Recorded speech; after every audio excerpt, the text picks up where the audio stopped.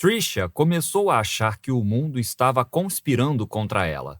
Sabia que era perfeitamente normal sentir-se assim após um voo noturno indo para o leste, quando você subitamente nota que terá que enfrentar um novo dia misteriosamente ameaçador para o qual não está nem um pouco preparado. Havia marcas no seu gramado. Não que ligasse muito para as marcas.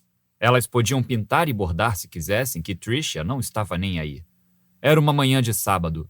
Acabara de chegar de Nova York sentindo-se cansada, irritada e paranoica. E tudo o que queria era ir para a cama com o rádio ligado baixinho e dormir ao som de Ned Sherrin, mostrando-se incrivelmente inteligente sobre qualquer assunto. Mas Eric Bartlett não ia permitir que ela passasse direto sem inspecionar minuciosamente as marcas. Eric era o velho jardineiro que nas manhãs de sábado ia cutucar o jardim com uma vara. Ele não acreditava em pessoas voltando de Nova York tão cedo pela manhã.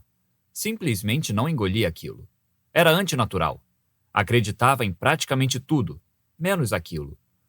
Provavelmente foram os alienígenas, disse ele, debruçando-se e futucando as bordas das pequenas marcas com a vara.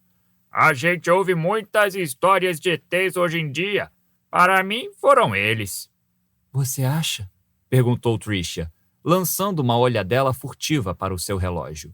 10 minutos, computou. Era o máximo que conseguiria ficar em pé. 10 minutos. Depois cairia de joelhos e se deitaria, fosse na sua cama ou ali mesmo no jardim. Isso se tivesse apenas que ficar de pé. Se ainda tivesse que balançar a cabeça demonstrando interesse e compreensão e dizendo "Você acha?" de vez em quando, talvez só aguentasse 5 minutos. Acho, respondeu Eric. Eles costumam baixar por essas bandas, aterrissam no seu jardim e depois se mandam, às vezes levando um gato. A senhora Williams, do correio, sabe aquele gato caramelo dela? Foi abduzido pelos alienígenas, coitado. Tudo bem que o trouxeram de volta no dia seguinte, mas ele estava muito esquisito. Ficava caçando a manhã inteira e depois dormia à tarde. Antes era o contrário, aqui está. Dormia de manhã, caçava de tarde. Foi o fuso horário, por ter viajado em uma nave espacial. Sei, disse Tricia. E eles também o tingiram para ficar malhado, ela me disse. Essas marcas aqui são iguaizinhas às que as cápsulas de aterrissagem deles fariam. Não pode ter sido cortador de grama? Perguntou Tricia. Se as marcas fossem mais redondas, até podia. Mas são retas. Tem um jeitão de coisa de alienígena. É porque você tinha comentado que o cortador estava dando defeito e que, se não fosse consertado, poderia acabar fazendo buracos na grama. Eu realmente disse isso, dona Tricia. Eu assumo. Não estou dizendo que não foi o cortador de grama. Só estou dizendo que acho mais provável pelo formato dos buracos. Eles descem por trás daquelas árvores, nas cápsulas de aterrissagem. Eric, interrompeu Tricia, paciente. De qualquer jeito, dona Tricia, disse Eric. Vou dar uma olhada no cortador, como queria ter feito na semana passada, e deixar a senhora ir fazer as suas coisas. Obrigada, Eric, disse Tricia. Vou me deitar agora, para falar a verdade.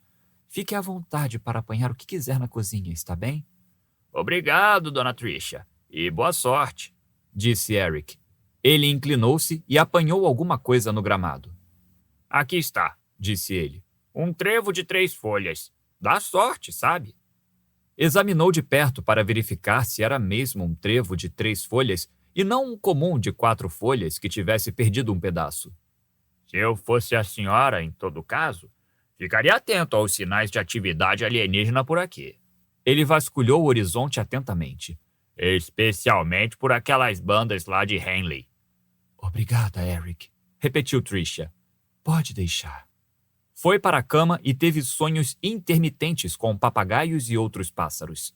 À tarde levantou-se e zanzou pela casa, inquieta, sem saber direito o que fazer com o resto do dia e com o resto da vida.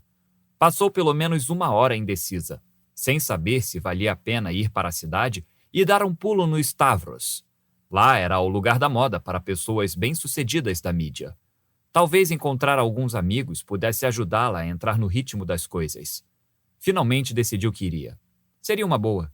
Era um lugar divertido. Gostava muito do próprio Stavro, um grego com pai alemão, o que era uma combinação tanto quanto esquisita. Tricia estivera no Alpha algumas noites antes.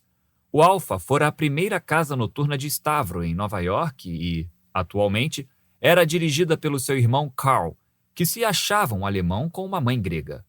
Stavro ficaria contente em saber que Carl estava metendo os pés pelas mãos na gerência da casa em Nova York. Então, Tricia iria até o Stavros e o deixaria contente. Afinal de contas, os dois irmãos não se davam muito bem mesmo. Ok, era isso que ela ia fazer.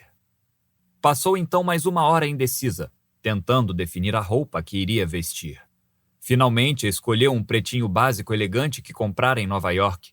Ligou para um amigo para sondar quem estaria no Stavros naquela noite e ficou sabendo que a casa estava fechada para uma festa de casamento. Concluiu que tentar viver seguindo qualquer tipo de plano que pudesse ser arquitetado com antecedência era como tentar comprar ingredientes para uma receita no supermercado.